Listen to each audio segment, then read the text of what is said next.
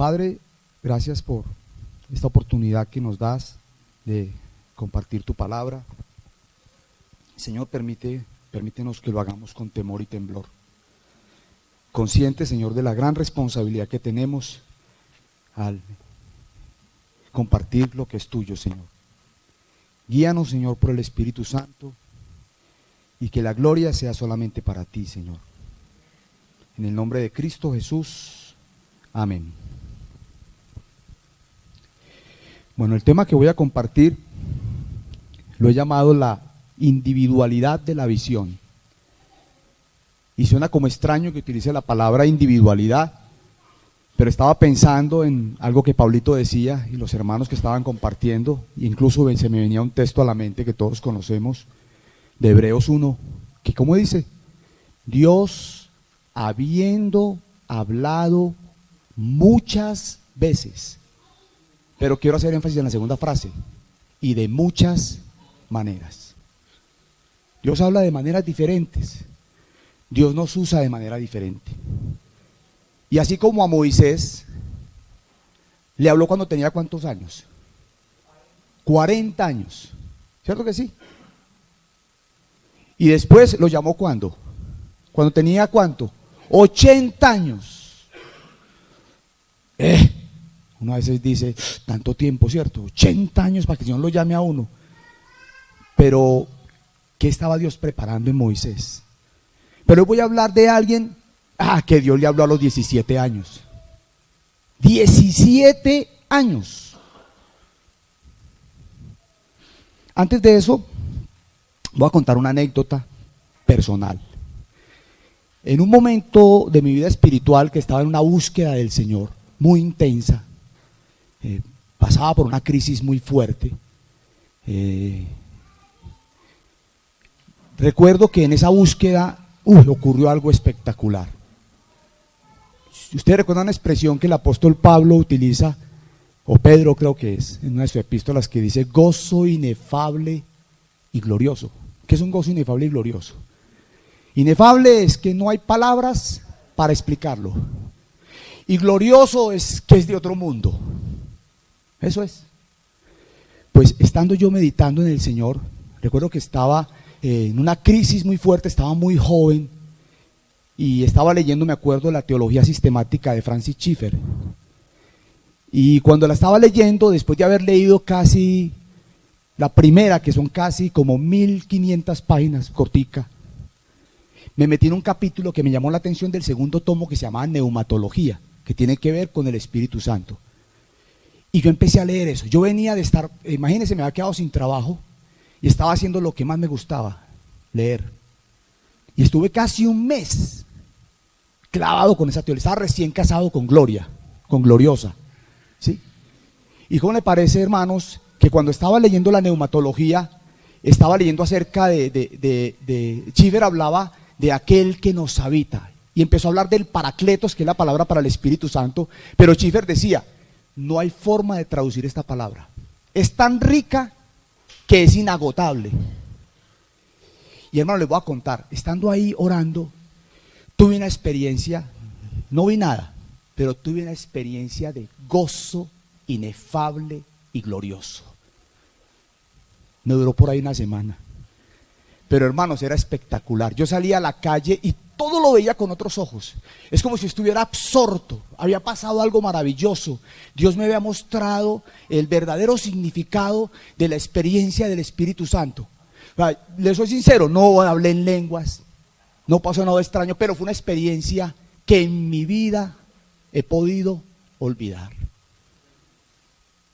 Pero como tiene que quedarse Él y no la experiencia. A veces uno se queda en la experiencia, ¿cierto? Y entonces, hermanos, yo empecé a recobrar unos escritos.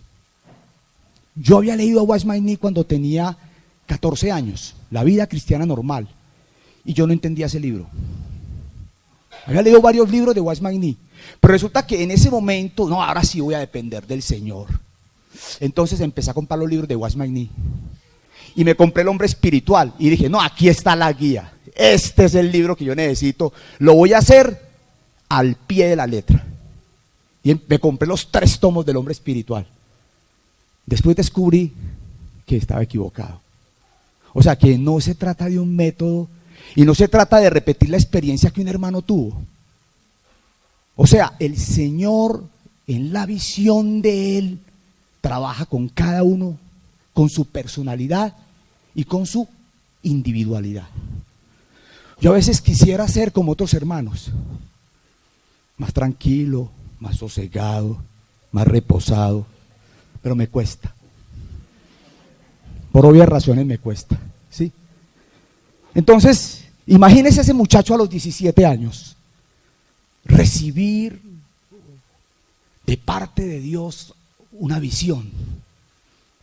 ¿Será que a los 17 años es capaz de asimilar eso? Bueno, los hombres maduramos más lento que las mujeres, ¿cierto? Y yo podría pensar que ese muchacho a sus 17 podía ser, bueno, podríamos decir que era un joven, pero también era un adolescente. Y fuera de eso, era el chacho del papá, el niño consentido y querido por el favorito del papá. ¿Ya saben de quién está hablando, cierto?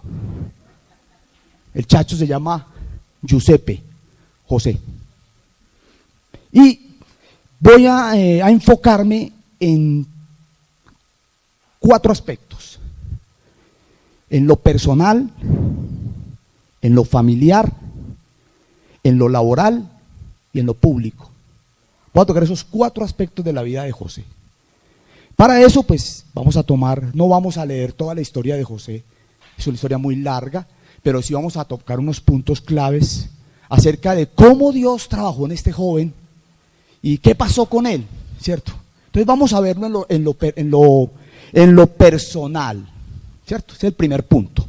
Para eso nos vamos a dirigir a Génesis capítulo 37. Voy a leer en Nueva Versión Internacional. Hay hermanos que tienen de pronto la Reina Valera ahí.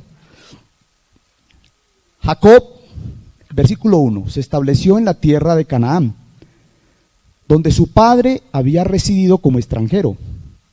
Esta es la historia de Jacob y su familia.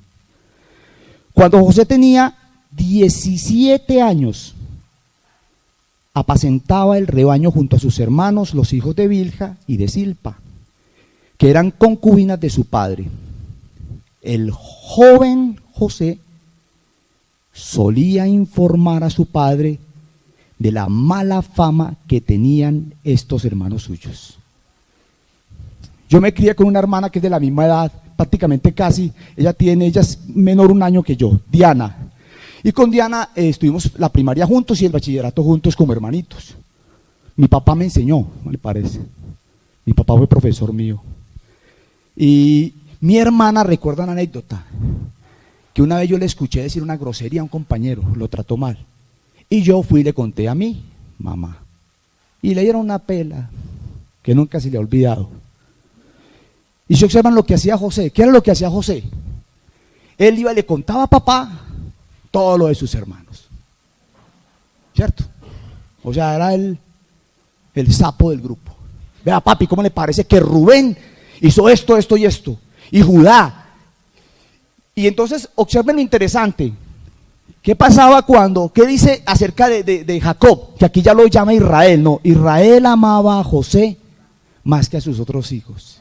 A veces me pregunto, y más que hablar de maldiciones generacionales, hablemos de patrones generacionales. Recuerden que José experimentó algo en su propia casa, ¿se acuerdan?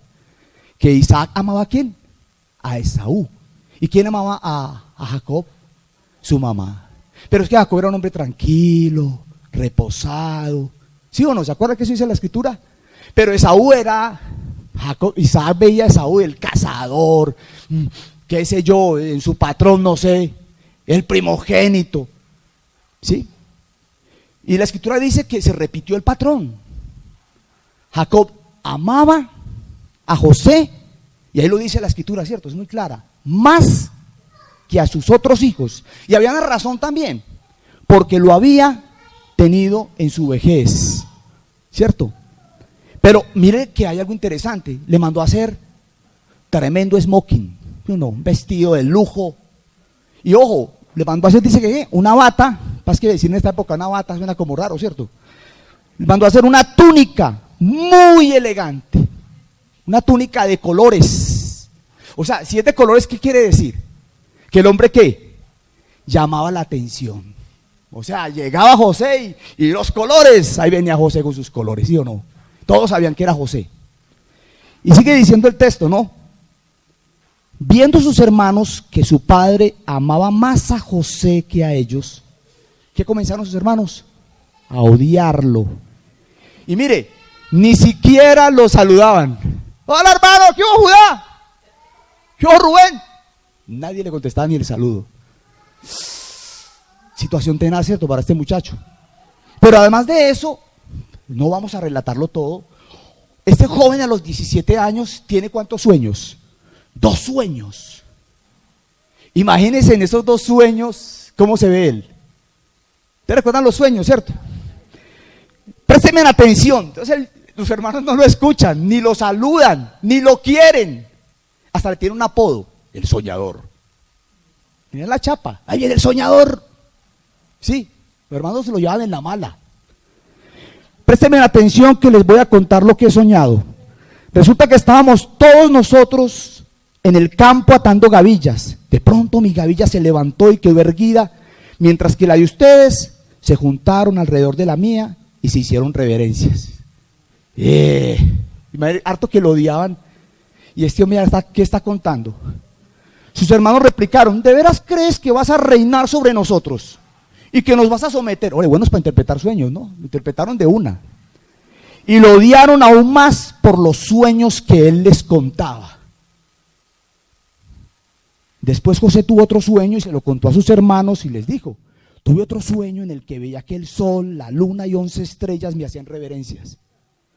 Cuando se lo contó a su padre y a sus hermanos, su padre lo reprendió. ¿Qué quieres decirnos con este sueño que has tenido? Le preguntó: ¿acaso tu madre, tus hermanos y yo vendremos a hacerte reverencias? Sus hermanos no solamente lo odiaban, le tenían ¿qué? Envidia. Pero su padre meditaba en todo esto. Hermanos, la primera lección a nivel personal que tenemos que aprender de una visión es que no se trata de nosotros. El chacho no soy yo. Se trata del Señor. A ver, en la que nos contaban de Moisés, ¿qué pensaba Moisés cuando tenía 40 años? ¿Quién era el chacho? Él. Porque él pensaba que sus hermanos creían que ¿qué? Que él era el que los iba a ¿qué?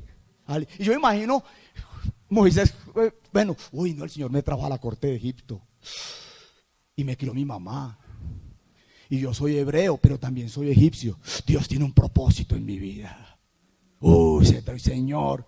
Pero en vez de poner la mirada en el Señor, ¿en quién la puso? En Él. Y ya saben a los 80 años qué dice José, qué dice Moisés. Ya no quiere ir. Ya saca todas las excusas para no ir. Entonces, hermanos, en lo personal tenemos que aprender que la visión no se trata de nosotros, se trata del Señor. No sé a los 17 años cómo lo asimiló José, pero le trajo muchos problemas. Entonces, ¿qué pensaba José de sí mismo? Yo sé que la escritura no lo dice, pero un muchacho a los 17 años, con los hermanos que lo odian y que lo envidian, y siendo el preferido de su papá, y viendo ese sueño, ¿qué podría pensar José? Uy, ¿será que quién voy a ser yo? Soy una persona importante. Bueno, hermanos, librarnos del Señor de nosotros mismos es una cosa tenaz y lleva tiempo. Lleva tiempo. Con José empezó a los 17 años. ¿Tenía conciencia José en ese momento del propósito de Dios? No creo que José tuviera todavía conciencia del propósito de Dios. Tuvieron que pasar 13 años más, mientras Dios se encargaba de hacer otras cosas. Hermanos, uno quisiera que Dios le resolviera todo a uno. Imagínense la vida de José así. Entonces el Señor se le apareció a José en un sueño y le dijo: José, sus hermanos lo van a tirar a una cisterna, pero no se preocupe, yo lo voy a sacar de ahí. Después le apareció y le dijo: José, tranquilo, se lo van a llevar unos árabes, pero tranquilo, yo lo voy a cuidar. Después: José, mucho cuidado, en la casa de Potifar va a aparecer una mujer, lo va a tentar. Fuerte, mijo, guarde fuerzas ahí y hágale que yo lo voy a guardar. ¿Sí? ¿Van entendiendo? Hermanos, Dios no dice todo. A veces uno quisiera que el Señor resolviera todo. No lo resuelve todo, porque Él está trabajando en nosotros.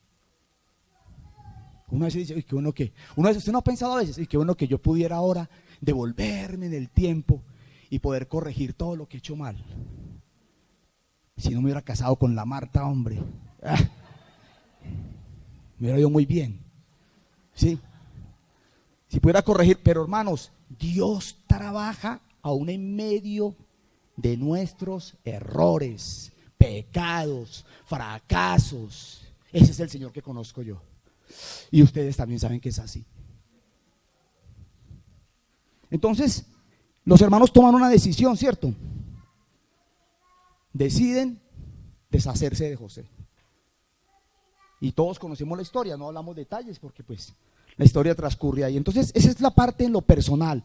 Un muchacho todavía que no tiene mucha claridad sobre lo que el Señor quiere para él. Pero él piensa que Dios va a hacer cosas grandes con él. Luego vamos a verlo ahora el aspecto en lo laboral. José desempeña 2 trabajos, al menos 3 trabajos, pero el último lo vamos a separar un poquito. En lo laboral, José se tiene que enfrentar a vivir en la casa de una persona que está muy cercana a Faraón, ¿cierto? Potifar. No sé qué cargo exactamente era el de Potifar, pero era un cargo muy importante. Pero ocurre algo bien interesante tras bambalinas. A mí me gustan esos versículos de la Biblia que aparecen ahí suelticos, ¿cierto? Que los voy a leer ahora. Y es lo siguiente. Entonces José está primero en la casa de Potifar. Génesis capítulo 39, ¿cierto que sí? Y ustedes ya saben lo que pasa ahí, ¿cierto? Primero vamos a leer el versículo 4. ¿Qué dice el versículo 4 de Génesis 39? Dice, un minutico, yo me ubico acá. Dice, José se ganó la confianza de Potifar y este lo nombró mayordomo de toda su casa y le confió la administración de todos sus bienes. Pero el versículo 2 dice algo bien interesante, antes de que arranque el 39. ¿Qué dice el versículo 2? Dice, ahora bien, el Señor estaba con José y las cosas le salían muy bien. Mientras José vivía en la casa de su patrón egipcio, este se dio cuenta de que el Señor estaba con José. ¿Cómo le parece? Un politeísta idólatra como Potifar pudo percibir que algo había en la vida de este muchacho, que el Señor bendecía su casa a través de este joven. Porque el Señor, no es, mire, pero nos deja claro quién era el que estaba con José. Es el Señor. Pero observen que hay un grado de madurez en la vida de José cuando está en la casa de Potifar que nos deja ver cuál era su relación con el Señor. Y es cuando la esposa de Potifar puso la mirada en él. Siento que la escritura es toda hermosa, es como una novela, cuenta historias, cuenta todo lo que tiene. Ahí tiene pues, incluso ahora los brasileños están tomando esas historias bíblicas y las están llevando en un tono bien interesante, ¿cierto? Porque tiene esos matices bien interesantes. Y miren lo que dice. Pero José dice que ella lo acosó, le gustó el muchacho, era apuesto. Después de algún tiempo la esposa de su patrón empezó a echarle el ojo y le propuso, acuéstate conmigo. Pero José no quiso saber nada, sino que le contestó, mire señora, mi patrón ya no tiene que preocuparse de nada en la casa, porque todo me lo ha confiado a mí. En esta casa no hay nadie más importante que yo. Mi patrón no me ha negado nada excepto meterme con usted, que es su esposa. ¿Cómo podría yo cometer tal maldad y pecar así contra Dios? ¿Qué observan ustedes ahí? ¿Sí? Ya la percepción de un hombre de su relación con Dios. Pero no solamente José tenía una relación con Dios, sino que ¿qué pasaba con los demás? Notaban esa relación. O sea que otros veían en José eso. Este muchacho es especial, Dios está obrando en la vida de él. Dios me bendice con ese muchacho. Bueno, después ustedes saben la historia, que José una vez entra, no están los sirvientes en la casa, la señora lo acosaba todos los días. Imagínense una mujer. Y dice la escritura, ¿cierto? ¿Cómo es que dice? La mujer, por causa de la mujer ramera, el hombre es reducido a un bocado de pan. Pero también otro texto que dice, lo rindió con la salamería de sus palabras. ¿Se acuerda? Por ahí dice. Y esta mujer, encima de ese pobre muchacho, acóselo sexualmente. Y él, nada, firme. Pero en una ocasión, ustedes recuerdan que él entró y estaban ellos dos solos. Y ella prácticamente se abalanzó sobre José. Y José quedó sin bata y sin nada. Y la mujer guardó la bata como evidencia.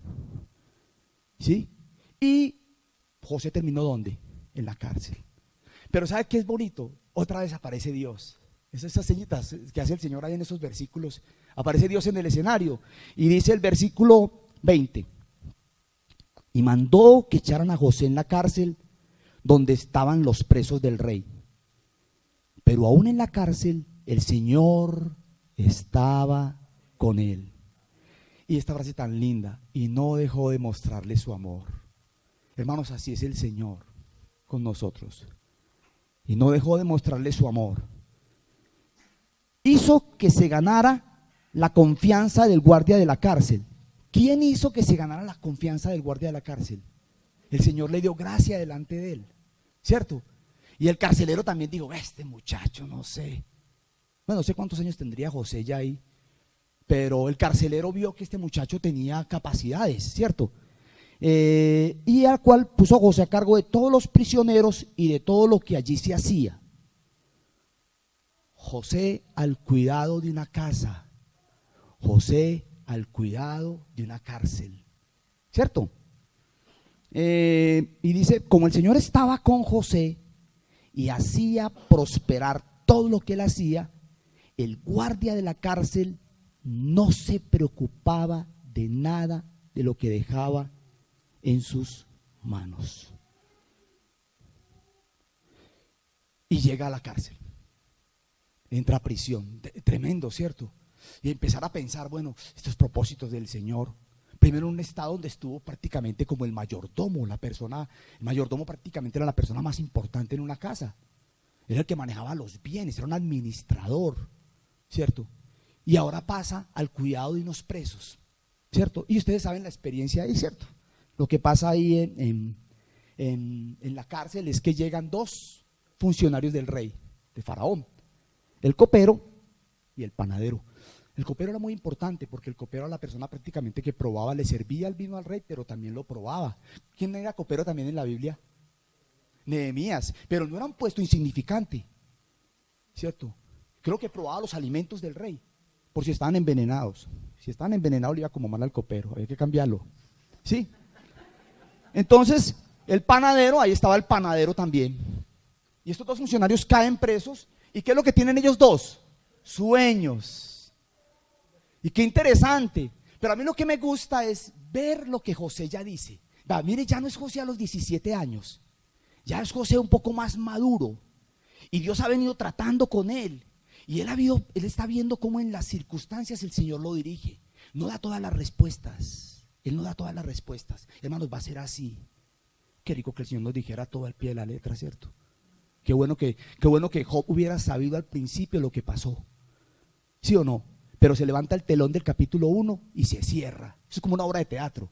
Se abre el telón, se cuenta una anécdota ahí, una historia, se cierra y empieza la historia de Job. Porque era muy fácil para Job decir, no, eso fue el diablo. Ya, el diablo fue allá y me pidió, ya que malas. Pero ustedes saben que no fue así. Dios tuvo que tratar también en la vida de Job. Cada hombre de manera personal, ¿cierto? Bueno, entonces nos vamos a el versículo 6 al 8. Aquí ya llegan los dos hombres con sus propios sueños, aburridos. Esos tuvieron dos sueños y mejor dicho, les quitaron el sueño. Esos sueños les quitaron el sueño, quedaron aburridos, cabizbajos. José, que tenía contacto con los presos porque era una persona como con muy buenas relaciones interpersonales, ¿cierto? O sea, se relacionaba muy bien con todo el mundo, lo querían. Y entonces él les preguntó, ¿cierto? ¿Por qué andan hoy tan cabizbajos? Versículo 7. Los dos tuvimos un sueño, respondieron, y no hay nadie que nos lo interprete. Pero aquí aparece la frase que me gusta. ¿Acaso no es Dios quien da la interpretación? ¿Van viendo la perspectiva de José cómo va cambiando? Está viendo el propósito del Señor. Ya no es el muchacho con esos dos sueños que le hacen pensar que él es el chacho de la película, sino que él ya empieza a darse cuenta que Dios tiene que estar ahí presente en la visión, que realmente, hermanos, no se trata de nosotros. Vea, ¿cómo le parece que yo en estos días estaba orando al Señor?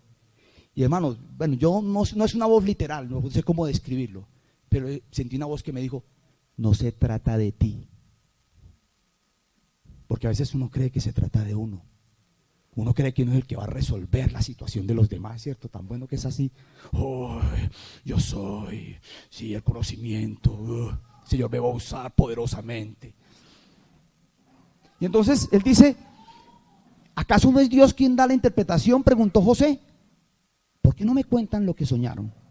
Entonces cada uno contó su sueño, ¿cierto? Pero yo me la traslado un poquitico aquí, más adelante. Cada uno contó su sueño y en ese sueño se desarrollan entonces estas perspectivas y José termina estando ¿dónde? En la casa del mismo faraón. Pero quieren darse cuenta de un detalle.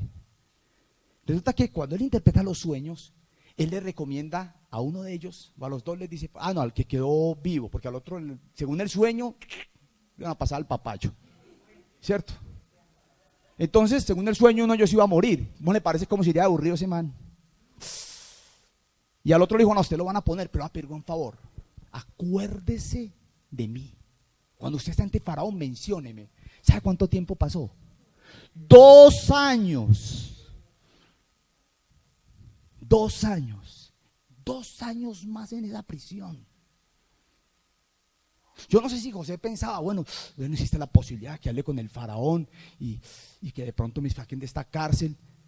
Pero mire qué interesante. Y un ángel se le apareció a José en la noche y le dijo, tranquilo José, espera 2 años y en 2 años saldrás. Nada. ¿Van entendiendo, hermanos? Que una vez quiere que Dios le detalle el camino. No se lo va a detallar.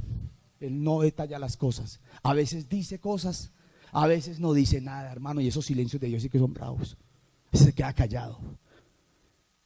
Y entonces dice la escritura en capítulo 41, que ya entramos en la otra perspectiva. Vamos a ver las perspectivas de José. Cuando digo perspectiva es cómo empieza a ver José las cosas. En la cárcel, ¿qué empezó a ver él? ¿Quién es el que interpreta los sueños? Dios. Ya tiene claro que hay no es el José soñador, es Dios quien interpreta los sueños. No es la capacidad mía, ¿cierto? Pero evidentemente, por otros detalles que vamos a ver más adelante, Dios había dado a José algo especial también. Ahora miramos eso. Entonces viene la perspectiva de José en el capítulo 41, el 14 al 16. Si ustedes recuerdan, pues, ya esa historia es conocida por nosotros, de los 2 sueños de Faraón, ¿cierto? Que él también le quitaron el sueño y lo dejaron a él muy preocupado y buscando respuestas. Pero entonces dice uno de ellos, creo que fue el copero, ¿cierto? El que murió fue el panadero. Sí, el copero es el que le dice, ay Señor, me acuerdo de mis faltas. Me acuerdo de mis faltas. Me acuerdo, mi Señor, cuando tal cosa, allá había un muchacho hebreo. Y mencionó a José. Pero 2 años después, ¿cómo le parece? José le dijo que se acordó. Oiga, no le hizo ni el favor. 2 años después, frente a las circunstancias, pero Dios es así. Tenía que esperar a que llegaran los sueños de ¿qué? De Faraón. Si ves, hermanos, Dios no se acelera, se toma su tiempo y no es el tiempo nuestro. ¿Cierto que sí? Uno quisiera que fuera el tiempo de uno. No es el tiempo nuestro, es el tiempo de Él. Y uno dirá, pero es el tiempo de Él, ¿y por qué se demora tanto? Porque no estamos preparados. Porque nos tiene que preparar a nosotros primero. ¿Cierto? Bueno, versículo 14 al 16. El faraón mandó llamar a José y enseguida lo sacaron de la cárcel. Estaba hasta barbado José, ¿no? Luego de afeitarse y cambiarse de ropa, José se presentó ante el faraón, quien le dijo: tuve un sueño que nadie ha podido interpretar, pero me he enterado de que cuando tú oyes un sueño eres capaz de interpretarlo. Mira la perspectiva de José. Qué frase tan linda, ¿cierto? No soy yo quien puede hacerlo, respondió José, sino que es Dios quien le dará al faraón una respuesta favorable. ¿Se acuerdan que esto mismo lo dijo quién? ¿Quién lo dijo por ahí en otra parte bíblica? Daniel, ¿cierto? Cuando Nabucodonosor tuvo ese sueño también que le quitó el sueño, ¿sí? Y también Daniel interpreta el sueño y dice, del Señor es las interpretaciones. O sea, la perspectiva está cambiando. No se trata de ti. Hermanos, cuando entendamos que no se trata de nosotros, pero Dios trabaja con nosotros, pero no se trata de nosotros. No se trata de nosotros. ¿Sí? No soy yo quien puede hacerlo, respondió José, sino que es Dios quien le dará al faraón una respuesta favorable. El faraón le contó a José lo siguiente, y ahí está el famoso sueño, ¿cierto? Entonces, el 14 al 16 nos muestra la perspectiva que ya tiene José. Es claro que Dios fue preparando a este muchacho. Cuando él empezó a trabajar para el faraón, ¿se acuerda cuántos años tenía? 30 años. O sea que ¿cuánto lo trabajó Dios? 13 años. ¿Cuánto trabajó Dios a Moisés? 40, yo creo que 80 años, ¿cierto? Entonces, hermanos, no nos preocupemos. A veces nosotros queremos que las cosas se hagan ya. Y Dios tiene que tratar con nosotros. Ay, hermanos, sí. Y lo que nos deja ver de nosotros es tan triste. Es tan triste como el Señor trata con y nos muestra lo que hay en nuestro corazón. Ahora cantábamos, ¿cierto?, una canción. Examíname, oh Dios, y conoce mi corazón. Pruébame. Esa es una oración que para hacerla se requiere pantalones, ¿cierto? Señor, pruébame y conoce mis pensamientos y ve si hay en mí camino de perversidad y guíame por el camino eterno. Y eso lo dijo David, ¿cierto? Otro hombre trasegado y con unos problemas complejos, que si usted lo juzga exteriormente, el veredicto es fatal, ¿cierto que sí? Adúltero, homicida, derramó sangre toda la que usted quiera. Y bajo la perspectiva humana uno podría pensar, ¿qué puede hacer Dios ahí? No se trata de ti.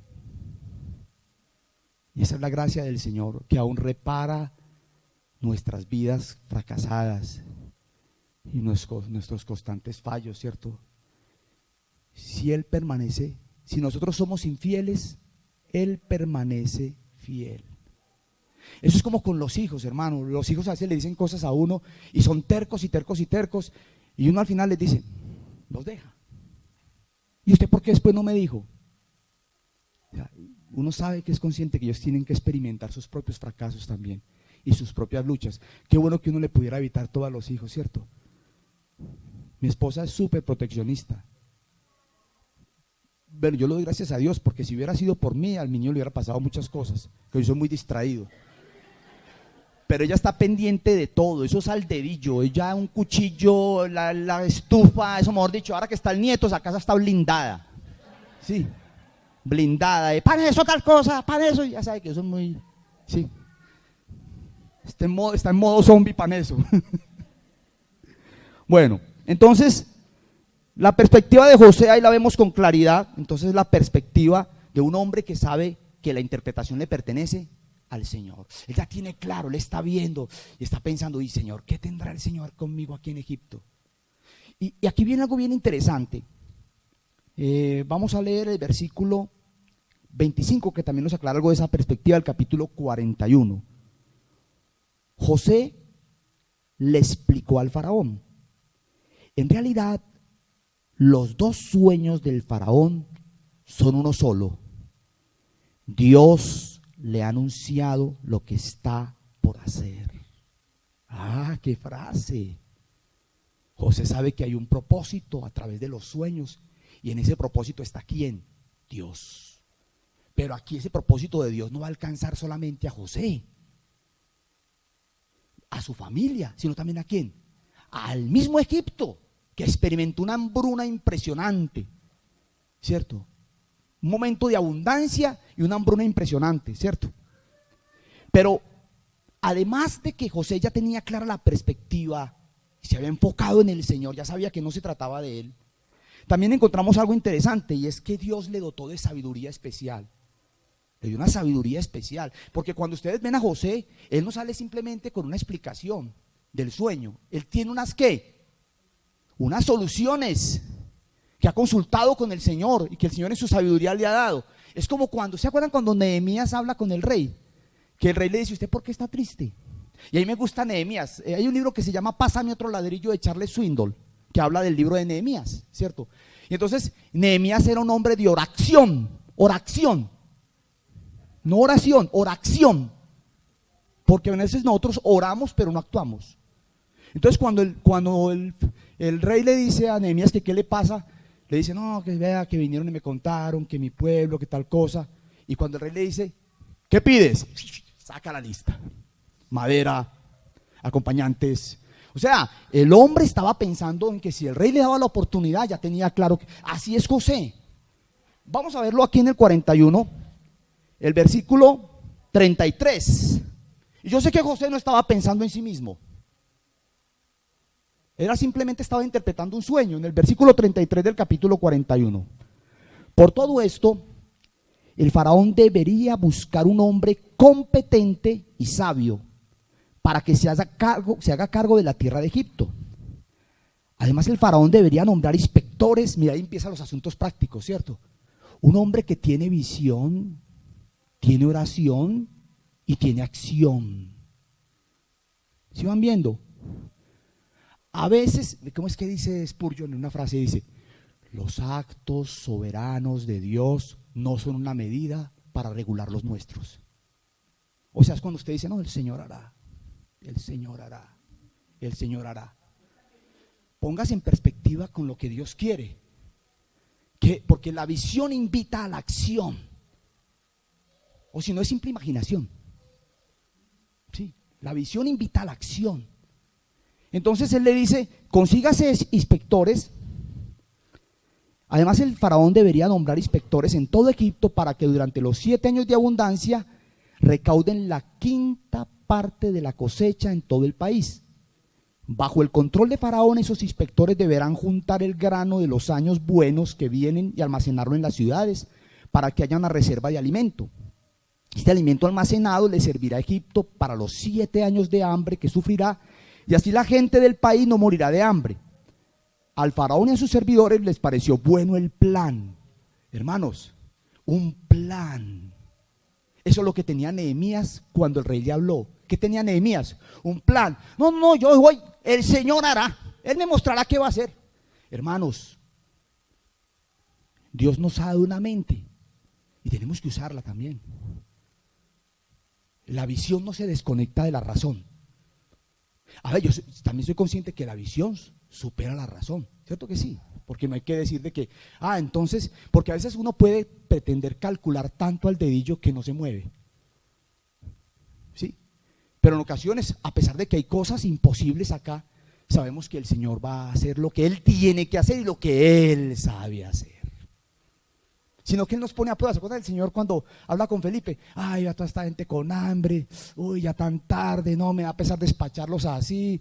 No, Felipe, denle de comer. Ay, ¿cómo así que le demos de comer? No alcanzamos. Pero dice, esto dijo para probarles. ¿Por qué?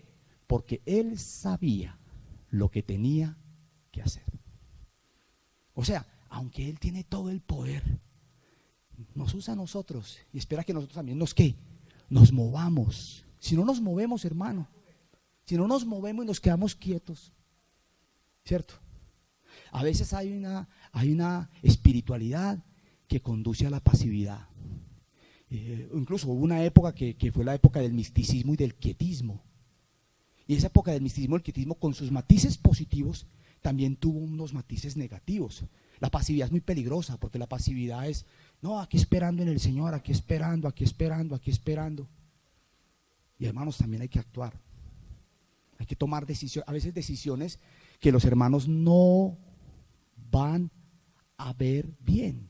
En ocasiones se toman decisiones que de pronto, juzgados por el ojo humano, vamos a decir, hermanos, este hermano se equivocó aquí, ¿sí? O no actuó bien. Cómo Dios trabaja tras bambalinas, cómo Dios hace las cosas aún a pesar de nosotros, ¿cierto? Qué bueno que nos evitara tantas cosas. No lo hace. Obra incluso en medio de nuestros más profundos fracasos. Profundos fracasos. Y sigue el texto diciendo que hay unas recomendaciones para José, para el faraón, perdón. Y miren lo que dice Faraón. Hombre, que un politeísta. Miren que el faraón era como un dios, ¿o no? Era como un dios. Y este hombre le está hablando de su Dios. Y entonces Faraón le dice, puesto que Dios, versículo 39, te ha revelado todo esto, no hay nadie más competente y sabio que tú. ¿Cómo le parece cuando escucho esas frases? Quedarás a cargo de mi palacio y todo mi pueblo cumplirá tus órdenes. Solo yo tendré más autoridad que tú, porque soy el rey. El segundo al mando. José al cuidado de una casa. José al cuidado de una cárcel. José al cuidado de un reino y de sus hermanos. Y uno podría, por ejemplo, miren ustedes que más adelante pasa que José incluso se casa, ¿cierto? Hermanos, ¿me pueden ayudar? De pronto Ivancito me ayuda, o Jair. Este sacerdote que mencionan acá, que él se casa con la hija de ese sacerdote de la ciudad de On. ¿Alguien tiene referencia de eso o no? ¿Que me pueda aportar? De ese sacerdote, o sea, era como un sacerdote de la parte del faraón, ¿o qué? Adorador del sol, imagínense. Y lo casa con su hija. Mire, y entonces el ángel apareció a José y le dijo, te van a ofrecer la esposa de un egipcio. Nada, papá. ¿Ah? ¿Y ahí salen quién? Efraín, hermano del Señor. Vea, hermano, no se preocupe por las circunstancias que usted vea en torno a su familia. Dios endereza. Y usted tal vez no lo vea. Tal vez no lo vea, pero Dios, a pesar de nuestros fracasos, y no quiero decir, esto tampoco es una licencia para pecar. Ojo, para que no lo entendamos así, como Dios se encarga de mis fracasos, fracasemos. No podemos tomarla tan a la ligera, ¿cierto? No se trata de eso, ¿cierto? Entonces, hermanos, podemos ver entonces que imagínense, él se casa con la hija de este sacerdote, tiene 2 hijos, Efraín y Manasés, ¿cierto? Y José asume toda la cultura egipcia y aprende, incluso viste como un egipcio, hasta el punto que cuando sus hermanos lo ven, no saben ni quién es, menos que pintado, con toda esa ropa que usan los egipcios, y era el segundo. Hermanos, ¿cómo le parece que en estos días me vi un especial hago esta cuñita chiquita? Me lo vi fue en internet, y me vi un especial de un norteamericano que es periodista, que hizo un especial sobre el Éxodo. ¿Y cómo le parece que descubrieron un sector donde está la tumba y 12 tumbas más? Y dicen que esa tumba era de una persona muy importante, y que incluso no aparecía el cuerpo. Y aparece al lado de esa casa, que era una casa tipo egipcia, aparecían 12 tumbas más. O sea, entonces decía el periodista, qué curioso, José y sus hermanos. ¿Cierto? Bien interesante esto, ¿no? Seguimos. Entonces, la sabiduría de Dios reflejada en José. Hermanos, Dios nos ha dado talentos naturales. Hay un mensaje de Spurgeon muy bonito en un libro que se llama No hay otro evangelio, en el que Spurgeon habla de las condiciones que Dios le da a un hombre. Hermanos, incluso los que no conocen a Dios, cada uno cuando nace, Dios le da su dotación de talentos naturales. Y de verdad hay hermanos que tienen talentos naturales. Sí, hay hermanos que, por ejemplo, cuando hablamos de la mortificación o de renunciar, hermanos, manejen una perspectiva adecuada. Porque a veces uno puede pensar que debe renunciar incluso a esos talentos que Dios le ha dado. No, esos talentos están al servicio del Señor. ¿Sí? Por ejemplo, yo soy profesor y tengo que hablar con los alumnos del SENA y tengo que hablar en un lenguaje de ellos. Incluso esos cambios de voces que hago, no los hago porque los aprendí. Alguien me dijo, es importante cambiar la voz para romper la monotonía en la clase. Y el muchacho se conecta. Ya dicen los expertos que un estudiante se conecta más o menos 15 minutos. A los 15 minutos lo perdimos. Se pierde. El muchacho ya está, usted lo ve mirándolo a uno. Y él no está, él está allá, en otro planeta. Y con esos celulares, eso es pendiente, qué le contestaron, qué le dijeron. Uno sufre con eso. Así llevamos una cajita, muchachos, pongan aquí los celulares, ¿sí? Muy complicado. Entonces, hay el talento natural. Yo me resistí a ser profesor. y la docencia me jalaba y me jalaba. Mi abuela profesora, mi papá profesor, joven. Mi papá era muy serio. Joven, mucho gusto. Muy buenos días, jóvenes, ¿cómo están? ¿Cierto? Pero yo fui alumno de él. Mi papá me enseñó a mí. Y yo me acercaba, os cuento una anécdota, y estaba en el bachillerato, me enseñaba español. Mi papá era muy serio, siempre vestía de saco y corbata. ¿Sí? ¿Sí? Y entonces, ¿cómo le parece? Así como yo. ¿Y cómo le parece que yo me acercaba y le daba un pico en la frente? ¡Yo, papito! Y ese hombre, joven, don Iván, buenos días. Don Iván, buenas tardes. Respete. Y entonces yo hacía algo, yo me sentaba, voy a hacer el ejemplo, me sentaba en el asiento, llegaba mi papá, se sentaba en el asiento y don Iván, muy buenos días. Y él se reía. Ya nada que hacer con este muchacho. Entonces, talentos naturales, hermano. Si no sabe cuál es su don espiritual, use su talento natural. Dios va a dotarle de talentos espirituales. Y le voy a ser sincero, uno dice, ¿dónde empieza el don y dónde es el talento? Yo le decía a un hermano ahora que a veces hay hermanos que luchamos no con nuestra incapacidad, sino con nuestra capacidad. ¿Sí? Y a veces eso se convierte como un lastre para uno, una lucha, uno sufre a veces.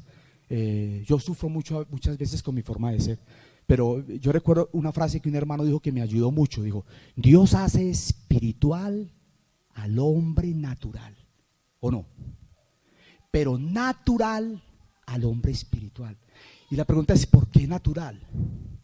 ¿Qué quiere decir? No pierde su esencia. El Señor nos va a cambiar, pero a veces uno sufre como es. El Señor nos va a cambiar, el Señor no nos va a dejar así. El Señor nos ama como somos, pero no nos va a dejar así. Él va a tratar con nosotros. Entonces aquí encontramos a José, un muchacho joven, dispuesto a todo. Y vámonos ya a la parte final.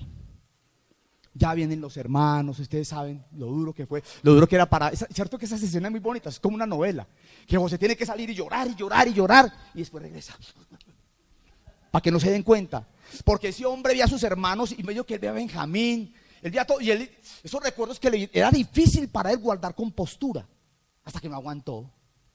¿Sí o no? Esa escena debe haber sido espectacular, ¿cierto que sí? Una llorada, pero de todo el mundo, hombro a hombro. Sí, todos ahí.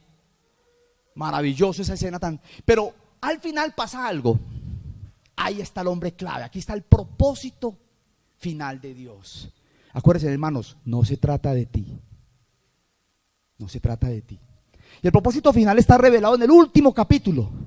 Resulta que muere Jacob. Muere Jacob. En el capítulo 50, los hermanos se dan cuenta que muere el papá de José. ¿Y sabe qué piensan? Ay, hermano, lo que nos va a pasar. Ahora sí este man se va a desquitar, ¿cierto? Al reflexionar sobre la muerte de su padre, versículo 15, los hermanos de José concluyeron: tal vez nos guarde rencor.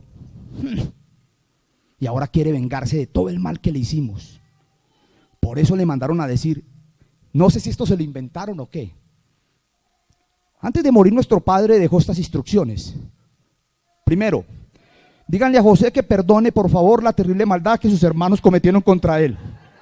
Segundo, así que por favor perdona la maldad de los siervos del Dios de tu padre. ¿Cómo se sentiría José? Y dice, cuando José escuchó estas palabras se echó a llorar. Ese no era el corazón de José. Hermanos, tenía razones José para ser un amargado, un rencoroso. ¿Cierto que sí? Muchos de nosotros no nos hemos superado de los golpes del pasado y aún nos afectan como cristianos, ¿cierto? Pero vean este hombre sanado por el Señor, plenamente sanado, claro, con el propósito de Dios. La visión de Dios trae sanidad. La visión de Dios pone a un hombre en la perspectiva de Dios y le hace ver a los demás como Él los ve. A veces, en estos días un hermano decía, hermano, cuando usted se enfrente a situaciones con personas inconversas, véalos bajo la cruz, véalos bajo la perspectiva de lo que Dios hizo. Dios los ama también, ¿cierto? Y yo guardé resentimiento a un familiar mío por mucho tiempo y tendría que entender que esa persona venía de Adán como yo, para ponerme en perspectiva. Cuando José escuchó estas palabras, se echó a llorar. Luego sus hermanos se presentaron ante José, se inclinaron delante de él y le dijeron: aquí nos tienes, somos tus esclavos. O sea, dijeron: no, pues pongámonos al servicio del hombre y ya. Esa es la tercera opción. ¿Sí? Y José dice: no tengan miedo, les contestó José. Ay, mire esta belleza. ¿Puedo acaso tomar el lugar de Dios? El vengador toma el lugar de ¿qué? Dios, de Dios. Por eso la Biblia dice: mía es la venganza. Ay, a veces uno quisiera vengarse y le dan la oportunidad. Sí, desquitarse, ¿sí o no? Quisiera pasar la cuenta a uno. Pero José no tenía ese corazón y tenía razones para hacerlo, ¿no? ¿Puede acaso tomar el lugar de Dios? Es verdad que ustedes, aquí está la frase clave, ustedes pensaron hacerme mal. Ahí está la perspectiva. Pero Dios transformó ese mal en bien para lograr lo que hoy estamos viendo: salvar la vida de mucha gente. Y aquí estamos hablando ya del éxodo, preparación para el éxodo. O sea, Dios haría de Abraham una nación. ¿Y dónde hizo esa nación? En Egipto, en medio de la esclavitud. Haré de ti una nación grande. Pero Dios le contó a Abraham tiempo después lo que iba a pasar, ¿cierto? Que iban a estar allá en Egipto. Así que no tengan miedo, yo cuidaré de ustedes y de sus hijos. Y así, con el corazón en la mano, José los reconfortó. Hermanos, esa es la perspectiva de Dios. Quiero dirigir esta palabra a quienes no conocen aún al Señor. Dios tiene un propósito para sus vidas, un propósito del tamaño de Él y un propósito para su bien. Usted que nos acompaña acá, que aún no conoce al Señor, búsquelo, clama a mí y yo te responderé. Busque al Señor, mirad a mí y sed salvos todos los términos de la tierra.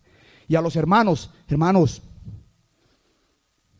confiemos en el Señor, esperemos en Él, confía en Él y Él hará. Vamos a orar. Padre, te damos gracias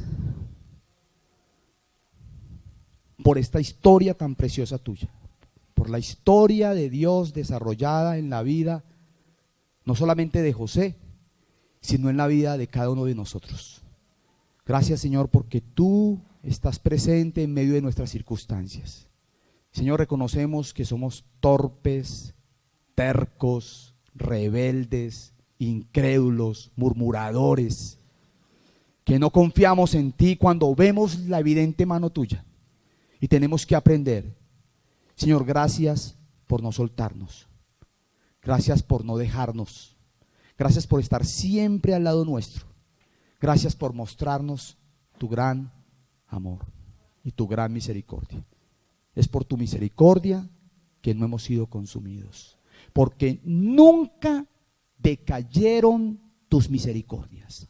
Nuevas son cada mañana.